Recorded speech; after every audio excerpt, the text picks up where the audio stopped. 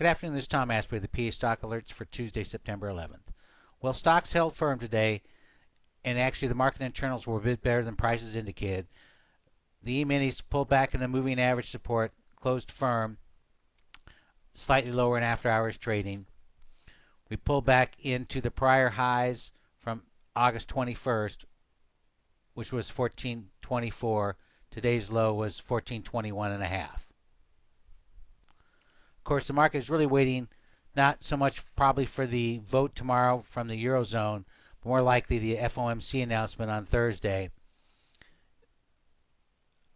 Easing is somewhat built into the market, but if the Fed decides not to act, we could get a more serious sell-off. Certainly a mixed picture.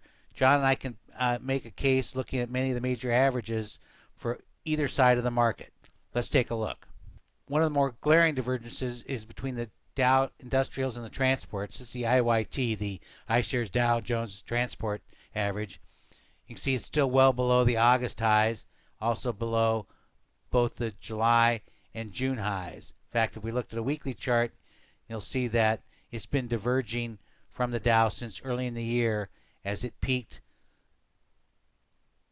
made its final high at 96.22 March 3rd, and it's been making lower highs ever since. You can contrast this with the chart of the Dow, which shows a pattern of higher highs.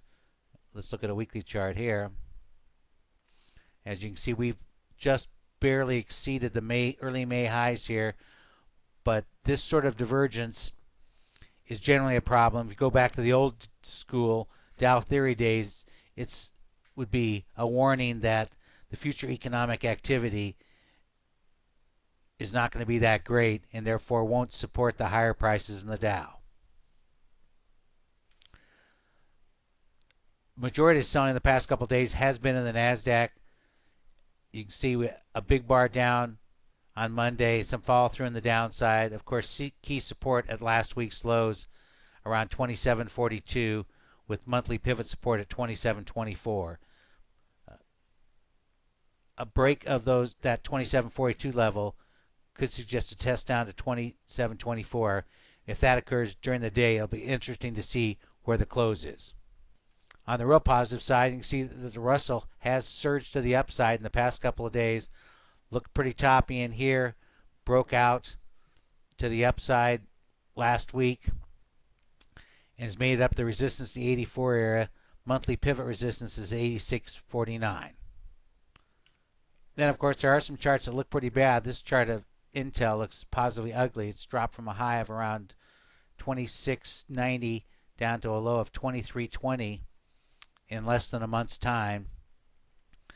You have to go back to the weekly chart to see where there's next long-term support exists.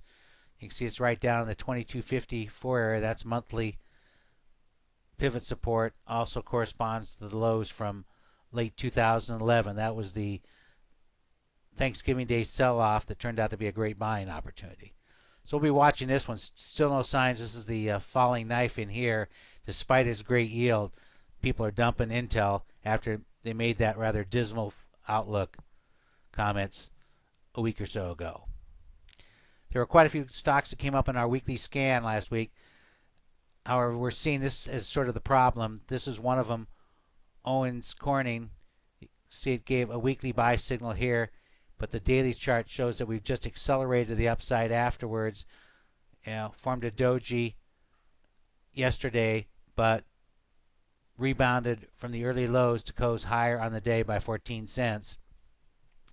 It's right back up into resistance. Support for this one is way back down in the 1820 to 40 area or so. So no low risk entry, and that we see as the problem. Also a mixed bag from the market internals. This is daily chart of the Qs with the NASDAQ 100 AD line. You can see a pattern of higher highs in the Q, still lower highs in the NYSE advanced decline line with key support here at the August lows. Contrast this with the NYSE composite where the AD line looks very strong, starting to accelerate to the upside, keeping pace with prices. Prices show a pattern of higher highs and higher lows. As one can see, the NYSE Composite is also much stronger than the S&P 500. Its AD line is still below this long-term downtrend, and the divergence is quite clear. Higher highs in the Spider Trust, lower highs in the AD line. Given this conflicting evidence and the fact that we have a couple of huge economic events, primarily the FOMC meeting on Thursday, we're not willing to trace the long side, even though we see some stocks that look attractive, as John mentioned on Sunday. Certainly the risk is much higher than the reward in our view, and for now we'll continue to stay on the sidelines, waiting until the pattern resolves itself, or waiting to see if some of the stocks that we show long-term bottom patterns drop back to a reasonable entry level where a fairly tight stop of under 5% can be used. Stay tuned via email, and the next regular video update will be on Thursday, September 13th. At that point, we will know what the Fed has decided to do. Thank you.